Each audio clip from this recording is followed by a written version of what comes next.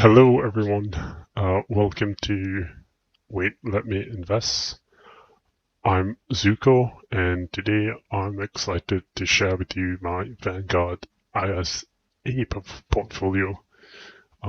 This is my very first video discussing my investments and I hope it's the first of many. I do want to share my journey, although it's been 3 or 4 years I think since I started investing. And it's been quite a roller coaster of a journey. I do want to share my progress so far to maybe inspire some of you to start as early as possible and see where that takes you. So in this video, I'll walk you through what a Vanguard ISA is, the investments in my portfolio, its performance, and my investment strategy. When I say strategy, there's really no strategy. Even though I've been investing for like 3 or 4 years, I'm not really that, I'd say, literate in investing or fluent. I'm still pretty new. I'm an average guy just trying to gain some financial independence. And this is how I've managed to do so for this many years. But before we dive in, make sure to hit that subscribe button and the notification bell so you don't miss any future updates. And if you want to see my portfolio crash as well, I mean, that's a good chance for you to get updated as soon as it happens, as soon as I upload a video of that. Anyways, let's get started. So, I want to begin by explaining what a Vanguard ISA is. An ISA, or an individual savings account, is a tax-efficient way to save or invest in the UK. What that basically means is the UK government gives you an allowance of £20,000 for a tax year to invest without any of the gains or dividends that you get from investing within that account being taxed. So it's all completely tax-free. Doesn't matter if you sell your funds within that account this year or the year after or whenever in the future. None of that gets taxed, which is, I think, amazing. So if you do want to start investing, I'd say begin with an ISA account. Try to max that allowance before moving on into other things, or other platforms or assets, so to speak. I chose Vanguard because it's a renowned investment platform. It's well known, it's very reputable, it's also very low cost. I mean, it has low cost funds and diversified funds. They also offer an ISA account that is managed by the Vanguard team. You can check that out on their website. I can show you later on. But yeah, but with that management account, you have to pay slightly extra in management fees. The reason I didn't go for that was because when I created the account, they didn't offer that service.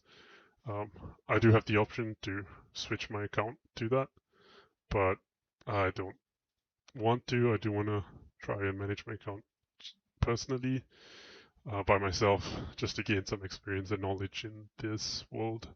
Let's take a look into my account.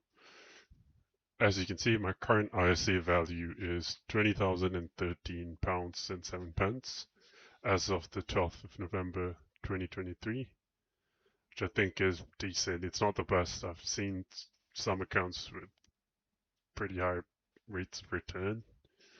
My personal rate of return is 11.86%, which isn't really a true reflection of what my cash in, cash out value is. I don't know if that's what you call it, but I'm not quite sure what this means. I guess it's how much my investments have grown over the years. But I have another spreadsheet that shows what my true percentage is, percentage of my rate of return.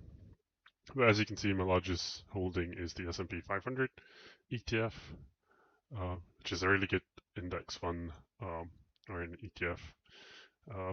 It gives out a dividend every quarter, which is pretty good. I still have about 8,000 and 8,820 pounds left to put into my ISA account this tax year, which I'm planning, which I think I'm most probably going to reach. Hopefully, let's see. So, let's see what other funds I hold. As you can see, the other funds I hold is the Life Strategy 100% equity fund. It's very risky,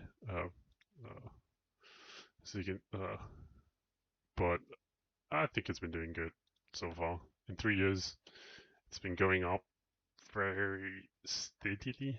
I started investing in 2021. It's pretty late, I think. I should have started maybe 2 years before that. I would have seen uh, more of an increase. But oh well, we move. Another one of my funds is the Target Retirement 2045 fund. It's all both of these are accumulations. I don't get any dividends. Any dividends that I get, it gets reinvested within the fund, which I think is pretty neat. I don't really want to have too many funds or that pay me dividends because it's an ISA account. I'm not planning to withdraw anything from this account in the next probably 30 years. Whatever I put in here stays in here for as long as possible. And another downside with funds that pay you dividends as well is that you'd have to manually reinvest the money that the dividends that you get, which I think can be a bit of a pain to some people. To me, I guess as well. But I do like checking my account every week or so, and then if I do get dividends, I try to quickly reinvest them. And even if I don't, if I have them in cash, I do still get an interest for them, which I think is pretty good. But it's not as high as what you would gain if it was in a fund. So my biggest fund, is the S&P 500, which I think is nearly 50%, which I think is pretty good. And then this is the US Equity Index Fund. It's an accumulation fund as well. Don't get any dividends, so dividends gets reinvested. I started investing in this a lot when I first started this account. I'm not really sure what I was doing back then. Still don't know really, but I stopped investing in that because I wanted to diversify. I wanted to put my money into a fund that was more worldwide, I guess. I don't know if that's the right word, but yeah, and the US equity fund is just within the US, and I already have the S&P 500. Most of the companies are in the US. I think all of the companies, if I'm not mistaken, are in the US. So within this fund, so it is what it is. The FTC All World ETF is a good fund. It has the top companies around the world. Really good, I'd say. Pays you a good dividend as well. I've tried to dollar cost average my funds. So what I mean by that is I've tried to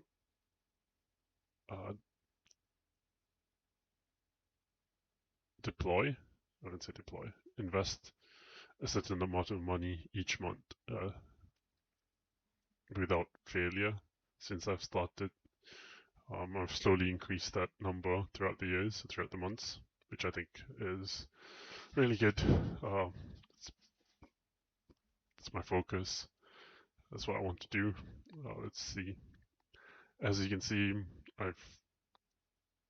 I'm currently investing about 1,600 a month. Then I've split that into, I guess most of it goes into the S&P 500 as how I want it to be. 200 goes into the FTSE 100, which is the 100 companies in the UK, if I'm not mistaken. I could be wrong. Please correct me if I am. 200 into the Target Retirement Fund, 200 into the Life Strategy Fund, 300 into the All World ETF. So yeah, money out, money transfer, nothing much there. Transactions, as you can see, I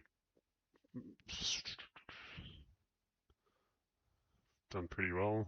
There's Yeah, I bought three units of the FTC FTSE 100. This is actually I've also I bought six first based on the deposit or the direct debit that I scheduled every start of the month. But then off that £1,666, there was a remainder, I think, 100 something pounds. Because these funds, uh, you can't buy fractional shares. What I mean by that is you can't buy 0.1 and 0.3, you'd have to buy the whole share. So whatever that's left from the money that you've put in gets returned to you in cash within this account, and that remainder can then be used again to buy another fund, to buy a fund, any fund, basically. These two funds are not they allow fractional shares, so you can see I got like 0.6 and 1.11. So if I do have any remainder, I'd probably invest them in either of these funds. But what I'm trying to do is wait for the next dividend payout so that I can collect my cash to a good amount to be able to afford either one of these funds. Let's see my cash statements. No, this is just the account fee, $6.15. I think it's decent fees as well. I mean, it's the same thing. You can see here. What's the recent one? Recent one here, 31st July to the 30th October. I've had to pay £6.15. For £20,000, I think that's pretty good. I think. I'm not sure. I haven't really compared it to anything else, but I think that's pretty low. That's not too bad. Corporate actions is where you can check when the dividends gets posted, how much you're getting, how much you'll be earning, and when will the payout be. So, for example, my recent S&P 500 dividend was posted on the 15th of September. I knew that I would probably get paid on the 27th of September. 15th of September is when it came out, and then 27th of September is when I think I received it. No, probably later, I'm not too sure. But this was how much I got. This is how much it said that each share was worth. I mean, how much dividends that earned per share. So it was about 0.22, 22 pence, I'd say, per share. I held about, I think, 100 plus shares at that point, which is still pretty low. It's not that great, to be honest, but it's still something. So yeah, FTSE, this is all very recent. This was in the last quarter. This was in the quarter before that. This was, I think, start of the year. I can't remember too well.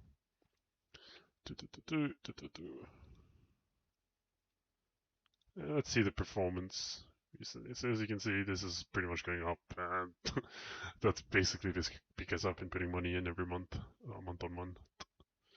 As you can see, I've contributed about £19,271 and 35 cents, and my investments have gained me about £740,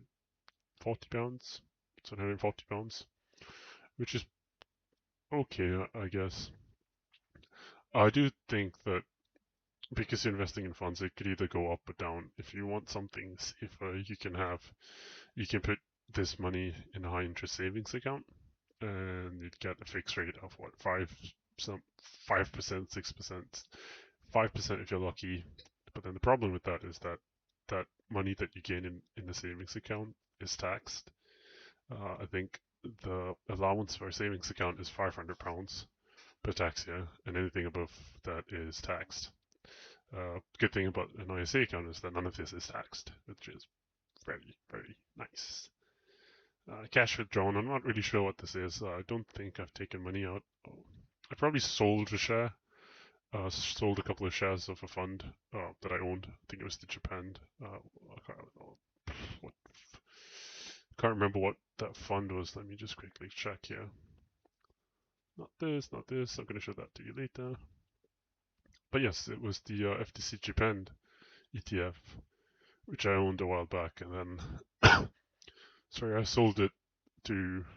I think it was performing really badly, and I didn't want to hold it anymore, so I just decided to sell that and buy more S&P 500 fund shares. So back to this tab, and you'd see I've sold about 20 pounds. That, I guess that's about right. Not sure what this is. Can't really remember. Don't really care.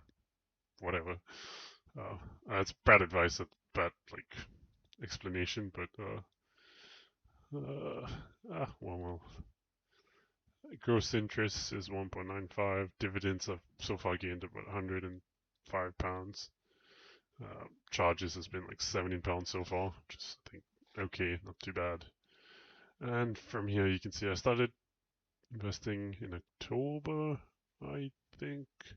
Yes, October 2021 is when I opened the account, and I put some money in December 2021. I put about 500 pounds, and then I put 275 pounds. It's pretty shit, but I kept to it. I was disciplined. I knew that the longer I played around with this, or spent my time on this, I'd eventually see green to reap the benefits, I guess, whatever you call it. So then from then on, I've put in 350 pounds every month for about a year, I think. Not even that, like 6-7 months. And then I increased it to 500 pounds. Started to see some greens, and then it went down, and it's like, oh shit, what am I supposed to do now? But I still kept to it, 500. But a bit more here. I think this is because I got I think a dividend payout in November. Can't remember. So there's an extra 1.45, or maybe I did put in an extra one, but I'm not too sure. So again, 500, 500, 501, 500, and then I increased it to 1,200, and then increased it further. I think I was still at 1,200, but I had some extra money lying around, and I didn't want to waste it on buying dumb stuff. So I just put that money in here. Just why you can see it's just more, slightly more. So then I put 1,200 again here. 1,666. I think this is the max that I will be putting in per month on a monthly basis, because if you were to divide 20,000 by 12, you get 1,666, probably 1 or 2 pounds, give or take less. I still need to put in, I think, about 400 pounds, because I started putting in 1,600 only in July, when I should have started that in April, but I just didn't have the funds for that. So yeah, ever since then it's been 1,666. This is dividends, whatever you see. That's a surplus of this amount is all dividends that I've gained. I've just reinvested that amount. You can see it's been doing well so far from March to about July, and then markets were really bad. My funds basically returned negative value, kept going down and down. I thought, shit, it's never going to come up. My life's ruined. That's it. I should stop investing. But then, in November, so far in November, we're trying to jinx it, but the market recovered, and I've gained pretty much whatever I've lost, I think. It's still a good amount. So yeah, that's my shares as well. Capital returns 10%, cash. Oh shit, no. S&P 500 14%. Capital return and gross return 17%. Total 400 from 8,000. It's not too bad, I guess. If you divide about what, like 8,000 with 5. Oh shit, sorry. Just gonna scratch my back. So it's not too bad. 400. I'm saying it's not too bad. It could be really bad. Some of you could see this and go, "Oh shit, that's not what I want." Probably want to gain more than this. And I do think that you can, if you're actively spending your time learning about the funds, and then trying to understand the market, or and trading or selling some of the shares. Yeah, buying something that's going to perform better or is performing better, you'd see better returns. But I'm more of a lazy investor. I put my money in here. I trust that the funds that I'm picking are good based on past performances. I do have to state that I do need to probably do a bit more research, try to understand the funds and whatnot. to polish my investing skills and strategies and whatnot. But like I said, lazy investor. I've got other things that take up most of my time, and what I'm hoping to gain from this investing is basically just to see my money go up throughout the years. So yeah, and as you can see, most of my funds. Also another thing that I want to say is that I do understand and I do know that some of these funds have overlapping, overlapping, I guess, shares of companies, and I'm not too worried about that. It is what it is. I've put most of my money in the funds that have the lowest costs, which is, again, not a question. Why do you want to spend money on something, more money on something when most of that is going, it's not going to benefit me? So, again, you can see 132 units of the S&P 500, 0.07% cost. Meh, it's pretty good. 45. FTSE 100, not doing too well, but I'm not too worried about that. I don't think the UK is gonna do well. Hopefully, who knows? No one knows. Yeah. Shit. So yeah, I think throughout my journey of investing, I've learned some, I'd say, valuable lessons, and I want to share those lessons with you. And I think the most important one of them is I wish I started earlier, maybe 5 or 6 years earlier.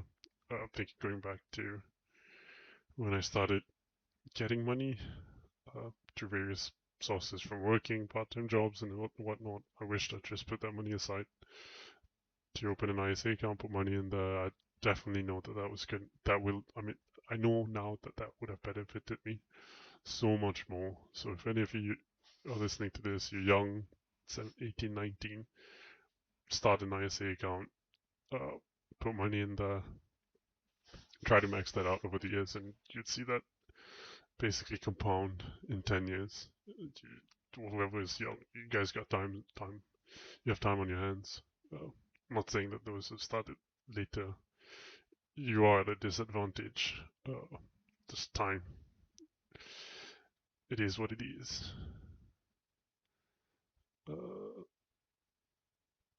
Yeah, I guess next thing is talk about future plans. Looking ahead, I do want to make more videos like this, sharing my progress. I want to make something more valuable to you guys, and nothing as ill-prepared as this video. It is pretty shit from what I can retrospectively judge. I don't even know if that's a correct phrase, but it is not well prepared. I'm just talking through what I'm seeing, and I do want to properly get all the facts straight, do a bit more research. I feel like this gives me a good motivation or reason or purpose to do that, so that I can bring better value to you guys, or if there's anyone out there. But yeah, I do have 4 pounds and 73 cents available in cash. I'm gonna keep that in there until this reaches about, I guess, 30 pounds or maybe 60 from dividends. I think the next dividend payout is somewhere in January. Then I'll probably buy more.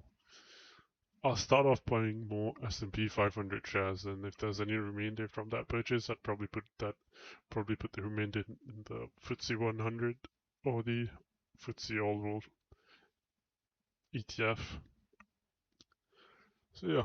Anyways, that's a wrap for my first Vanguard ISA portfolio. I hope you found this insightful or informative. Maybe, probably not. That's pretty shit. I wouldn't watch this video if I was me, but I hope there's some good that comes out from this.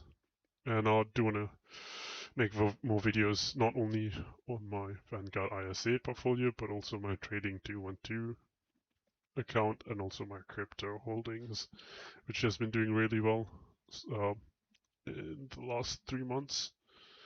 I do want to talk about that, what I've learned so far, and what my plans is for my entire portfolio going forward. I'd probably split the videos up based on each platform. So I do one for the Vanguard ISA, one for the Trading 212, and another one for the crypto uh, crypto account, and then maybe another one giving you an overview of the entire portfolio, my entire portfolio. I have a nice spreadsheet that I've got going that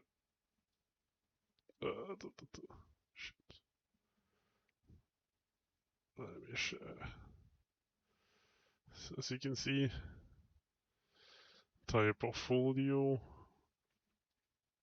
what I have in each account, etc. I do want to talk about this in more in depth in future videos. But more, I promise that I'll make the next video well prepared.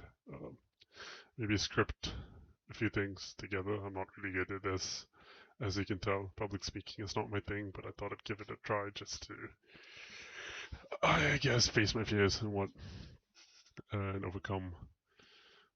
Yeah, face my fears, improve my public speaking abilities, and share my journey with you guys.